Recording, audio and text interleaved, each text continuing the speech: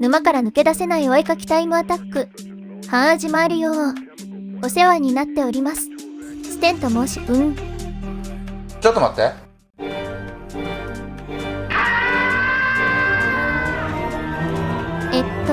のっけからおくねくねをかましております。今回、ラフがそれっぽく出来上がっていたものを清書するつもりで撮り始めたんですが、ラフで決めていたポーズが破綻しており、書き直しています。困難再送案件なんですが、せっかくなのでありのままお見せしたいと思います。今回ですが、防空調メーカーを擬人化、そしてバニーにしたイラストを描いています。私も何言ってるのかわかりません。連日の猛暑の影響だったんでしょうね。これを書こうと思い始めた日が8月2日だったのと、この時期酷暑だったので、夏っぽいバニーっておもろそうぐらいの感覚で書き始めたんだと思います。発想も書き始めも突拍子もないので、この大沼りは必然的ですね。この構図をボツにした理由は、ポーズがバニーである必要がなかったからです。バニーコスのいい部分を全部削いでしまってたので、くびれ描きたい、胸描きたい、ついでにバニー部分は透明にしたい、太もも。見たまえ、欲望にまみれた愚かな人間の姿だ。それから、描いている間に立ち絵っぽいものが描きたくなったので、構図をだいぶ変更しています。直近で描いた絵の構図が似てると、変えたくなるのは絵描きのあるあるですかね。それ自体は何も悪くないんですけどね。私は許そう。だがこいつが許すかな。さて、ちゃんとした画面に移りました。今回のアイデア出しに使用した時間ですが、10時間を超えています。これも大盛りに10時間コースですね。逆タイムアタックか。前回と前々回は私の中ではかなり調子がいい方だったので、むしろこちらが普段の状態ですね。はい。目標タイムは20時間の予定でしたが、20時間以内は厳しそうなので、今回はタイムよりも絵のリカバリーに重きを置いています。ここまでラフでつまずいてしまうと、今後の完成度にも影響してくるので、なんとか形になるまで持ち直せるよう気張っていきます。背景に小物をたくさん置きたかったので、クリスタの 3D プリミティブを使用して小物の当たりを取っています。空間や接地面も認識しやすくなって一石二鳥ですね。私は建物など無機質なものは 3D モデルを下書きとして使うことが多いです。昔は全部パース定規で測っていたんですが、私の観察眼が当てにならなくて、背伸びは諦めて大まかなサイズ感だけ意識するところから始めています。3D モデルをトレスする賛否はありますが、私はわからないなら使った方がいいと思っています。数学なんかでつまずいた時、一度解答例を見に行ってもう一度自分で解いてみるみたいな感覚に近いですね。わからないままぐるぐるしていると、結果それで苦手意識が芽生えることがあります。苦手でも書かないとうまくならないはごもっともで、私は苦手になる前にちょっとでもハードルを下げてとっつきやすくしています。あと、やってる間に感覚がつかめるようになって、3D モデルもパース定規も使わず描けるようになりつつあります。まあまだガバガバですが、顔もかれこれ 3,4 回は描き直していますね。だいぶ苦しんでおります。表情もそうなんですが、特に髪型に苦戦しています。パッツウルフやクラゲカットっぽい感じにしたいんですが、この髪型、末広がりでパースに逆らった立体なんですよね。自業自得ですが、めっちゃ描きにくいです。右上の旧ラフも頭が異様に膨張していますね。なんでこんなんにしたん？今回のキャラデザのテーマは、ガテン系三白眼ダウナーギャルです。バニーとかけ離れた要素足してみたらおもろいかなって。なので、空調服や軍手、台車や段ボールなどの要素を組み込んでいます。ポーズもバニーコスに慣れていないようなガニ股にしました。ポーズがバニーである必要がなかったわあ、見事なまでの手のひらバレる好きな。ここからしばらく顔で苦しみもだえます。なかなか感情が乗りませんね。どちらかといえば正面を向いてほしいんですが、手癖から若干斜めを向いてしまいます。バランスを整えている間に顔の角度が変わってしっくりこなくなること多いんですよね。顔で積む原因大体これです。それに思った以上に制作時間が長く、倍速をいつもよりかけているので、画面の点滅軽減でカット多めです。くねるとバランス確認のために引いたり寄ったりするので、主にその辺をカットして見やすくしています。目の中を塗るとバランスが確認しやすくなりますね。でも今後めんどくさくなりそうだったので、ここで書いておきます。あ、でもこの手はボツにしました。やっとこさ顔が決まったようです。長かった。ここまでとても長かった。書いているうちにほくろも増えました。もう止まらんよ。流れ始めたエネルギーと同じだ。ほくろ、程よい量だとセクシーや元気アイコンですが、増やすと途端モブっぽくなるんですよね。ものは同じなのに何なんでしょうね。あと、左右でほくろ量に差を出しています。なんかそっちの方がリアルで、まあ、楽しいからです。背景の小物の線画です。プリミティブを元に細かいディテールを詰めていっています。こういう若干パースのずれた立体が乱立するとき、プリミティブが便利ですね。こんなんパース引いたらえらいことになります。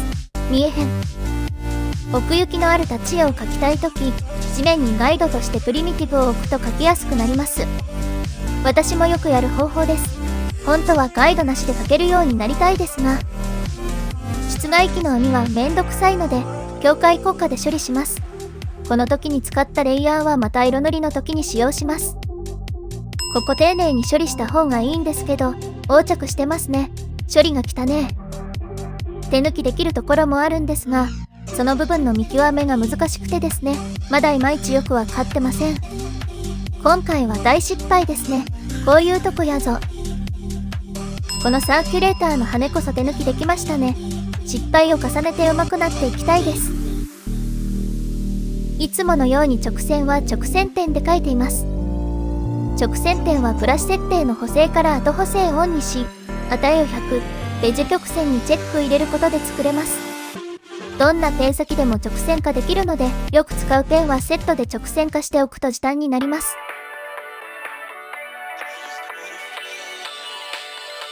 下塗りを終わらせて、ライティングを行っていきます。見ての通り、肌色面積が比較的多いイラストなので、センシティブ対策です。万が一つべに怒られたら、何とかして差し替えたものを再投稿します。オタクゆえに、認知が、ガバ。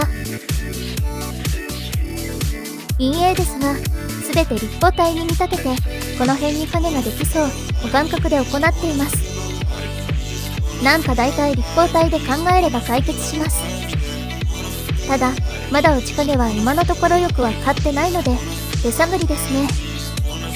バチッと決まると画面がかっこよくなるので、できれば感覚じゃなく理論で置けるようになりたいです。絵がわかる瞬間、模写をしている時と、絵から離れている時が多いんですよね。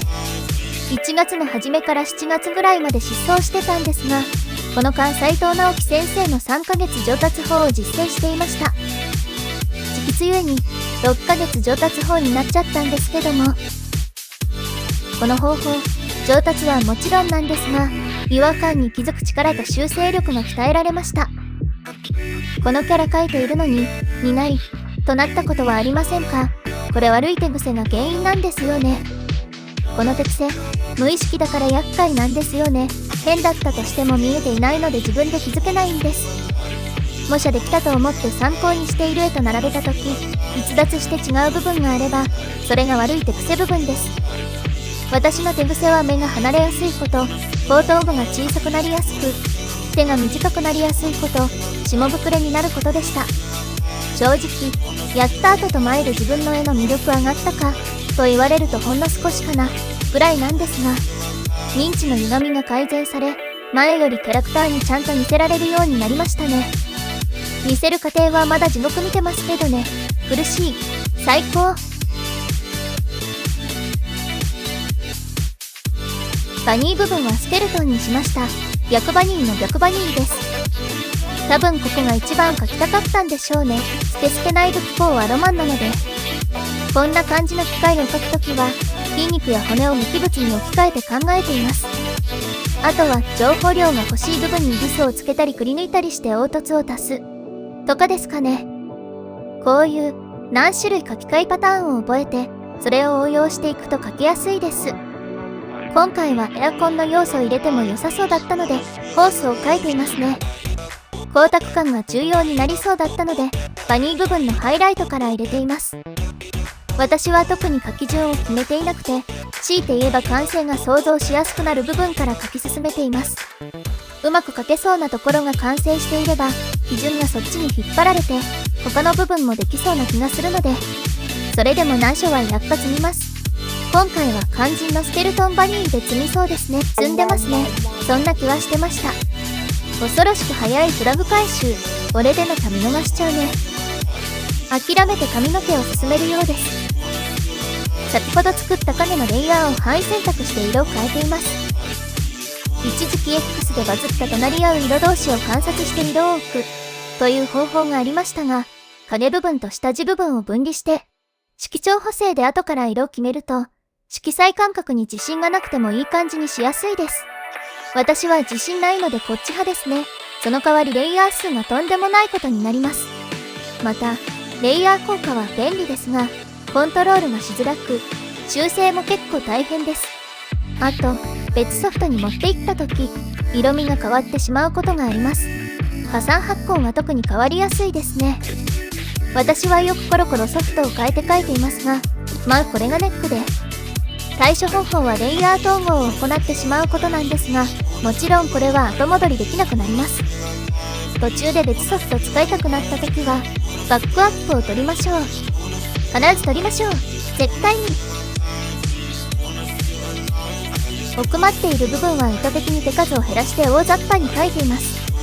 遠くにいる人の顔がのっぺらぼうに見えるのと同じですね。ではなぜ最も前に出ている手の部分はそこまで書き込まないのか、ですが、この絵の焦点部分は顔だからです。なのでピントが合っている顔とその周辺のみ書き込んでいます。カメラでピントを物体に合わせると、それ以外がぼやけるのと同じです。人間、同時に2箇所ちゃんと見ることはできないですからね。スプラでも正面以外はあまり見えないのと同じですね。イカランプとか試合中見えん。これを絵に取り入れると、注目してほしい部分以外は大して描き込まないということになるんですね。スマブラの大人数乱闘で時期見失っていつの間にか自滅してたとか経験ないですか？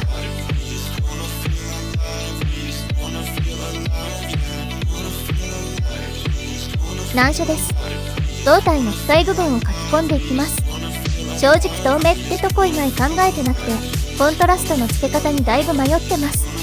ちょっとスモーク加工みたいなことを考えてたんですが、その加工の仕方がわからず、結論から申しますとうまくいきませんでした。なので来年にでもリベンジして比較してみたいと思います。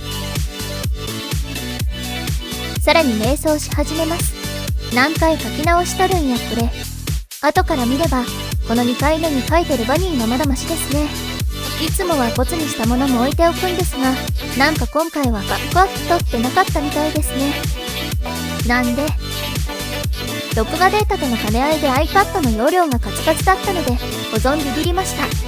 目標タイムを一律15時間にしている理由につながってくるんですが、これ以上時間が増えるとデータの取り扱いが難しくなってしまうんですよね。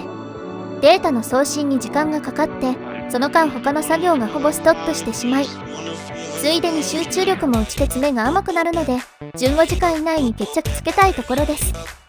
残存気力は完成度に影響出てきますからね。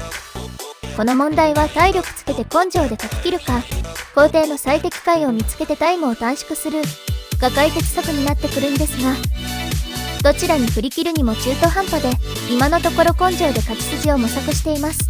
両党種族地ポケモン。枚数を書いて努力値積んで、気合の助けなしでもなんとか最後まで耐えられるようになりたいですね。せめて乱数ぐらい。その後の卓は考えておきます。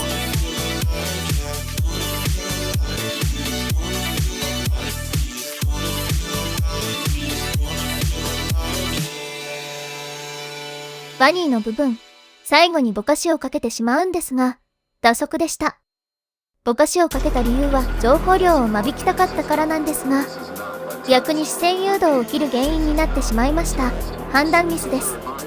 基本完成したら違和感あぶり出しのために寝かせるべきなんですが、まあ私がこれやると無限に完成しないので、最近は後から改善点を見つけて次回修正できるよう今後のモチベにしています。ついでに完璧にしすぎないことで燃え尽きを防げています。辞任がマグロ。あとリメイクって口実もできますね。同じ絵で萌えなんて何語書いてもええねん。俺と毎秒お絵かきしよう。お絵かきまずは今日も元気です。すいません、金下ですけど、まだ時間かかりそうですかね。多分これがラストくねくねです。モンハンならクエスト失敗してました。普段使っているペンを配布しようかと思いまして、まとめてクリスタのストアにぶん投げました。プロクリのシロップを再現しようとしたら別物になったジェネリックペンです。ジェネリック。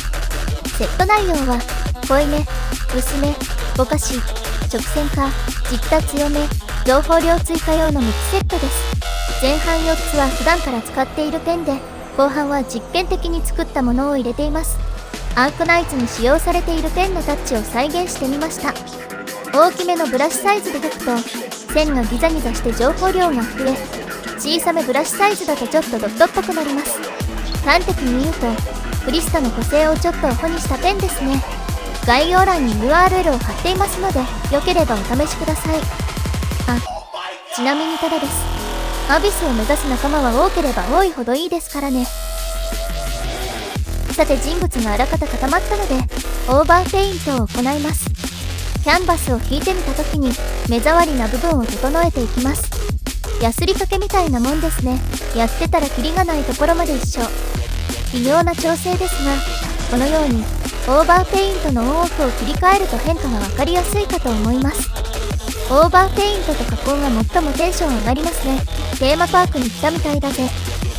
お絵描きって楽しいところとそうじゃないところの寒暖差がレイワーちゃんぐらいあるので、1枚描き終わる頃には満身創痍になります。自重性。後回しにしていた空調服のファン部分や段ボールの膜類を描いていきます。ここしんどい。めんどくさい。ほんまに嫌や。うるせえ。めんどくさい部分ほど完成度に影響しやすいんですよね。こう、サボるとハリボテ感が出て違和感につながるというか、都合のいい部分を増やしすぎるとどうしても説得力が薄れてしまうんですよね。絵描きの都合なんてキャラクターは知ったこっちゃないからな。大部屋の前にセーブポイントがあると母子性察するって感覚と似てますね。キャラクターはやる気満々なのにこっちの都合でドカネしたり。マガレはゲーム上ないと困る代物ですが、絵はそうでもないので手を抜かずに描いてまいりましょう。頑張れ頑張れ。ほら、神は細部に宿んだよ。背景の小物類ですが、このままでは線画の主張が強いので境界部分の線画を潰すように塗っていっています。境界に使う色はちょうど影とベースの間ぐらいの色ですかね。この辺線画なしでやる方法もありますが、私はまだできないですね。あれ一度に考えることめっちゃ多いです。自分が今の最善を出せるならやり方はあまり恥じなくてもいいかなと思っているので、できそうになるまではレベリングに勤しんでいます。レベルオブ画力が欲しいので G ルート一択。地獄の豪華も実家の風呂みたいなもんだぜ。今回は安定をとって線画で立体感をつかみながら進めていきます。そのうち線画なしもできるようになりたいですね。範囲選択を使用しながら塗り進めていきます。同じ色でもパーツごとに分けているのは大体このためですね。特に室外機やサーキュレーターの網は範囲選択しないと描けないです。今はこんな感じの小物類を描いたりデザインしたりするのが好きなんですが、以前はこういうの描くのめちゃくちゃめんどくさがっていました。単純に描き慣れてなかったからです。よくわからないものを描くときってカロリー使うというか、描けるようになったきっかけはアークナイツでした。キャラデザに装飾が多く、ちゃんと描こうとするだけでインプット量が半端ないんですよね。以前の自分ならわからんから描かんとことなっていた装飾も、アークナイツでやったところだと余裕を持って考えるようになれたので、アークナイツのキャラデザに感謝しています。文字通り経験値を積んで背景攻略適正レベルになったため、それが今の背景アシスタントの仕事につながっている気がします。ブルーシート部分にビニール質感ブラシというブラシを使用してみました。これめっちゃいいですね。ブラシタイプで程よく質感を調節できるので、目立ちすぎることなく情報量を追加できてます。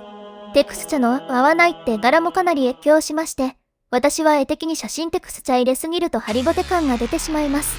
カプコンとかフロムあたりのコンセプトアートみたいなものが描けるようになりたかったんですが、言葉師とは解できなかったですね。あれどうやるん？絵って関係ないところで知識が噛み合ってワーブれることがあるので、やめらんねえぜ。ハイライトはこの辺かな。ちょっと入り方を調節して。よし。こういうとこ、まだ理論で描けなくて感覚ですね。ハイライトが入ったことで、ブルーシート感が増しました。なんかちょっとお腹周りの視線誘導がおかしいような気がして、模様を追加してますが、バニーじゃなくてレースクイーンみたいになっているので、後で消します。次はプチプチです。レイヤー効果のトーン化を使用して模様をつけていきます。ここも正直改善の余地ありですね。というか私が透明マテリアルかけてなさすぎじゃないか。奥のプチプチは手前のプチプチと座標が違うので、ずらして違和感を減らします。ハイライトは根性で一つずつ丁寧に入れましょう。真心込めて。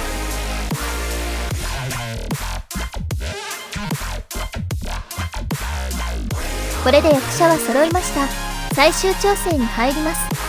小物類と人物の間にスクリーンを挟んでシルエットの調節をします。前回の動画からかなりお待たせすることになってしまいました。投稿頻度が安定しなくて本当に申し訳ない。ありがたいことにお仕事をいただき、そちらに集中しておりました。あとミアレでマチエールのケツを追いかけていて、吹かないで。最近見てもらえる機会が増えてとても感謝しております。お絵描きタイムアタック修行、まだまだ続けてまいりますので、今後もよろしくお願いいたします。私もあなたが大好きさ。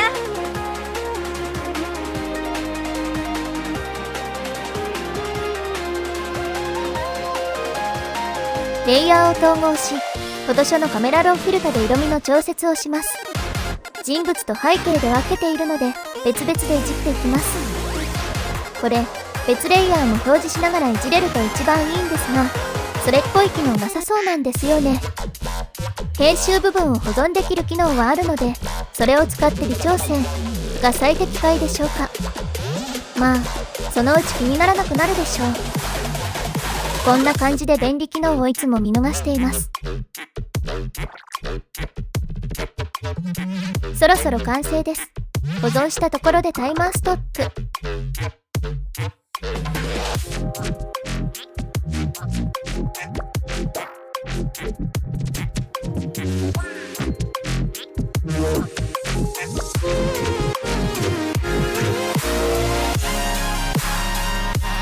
お疲れ様でした。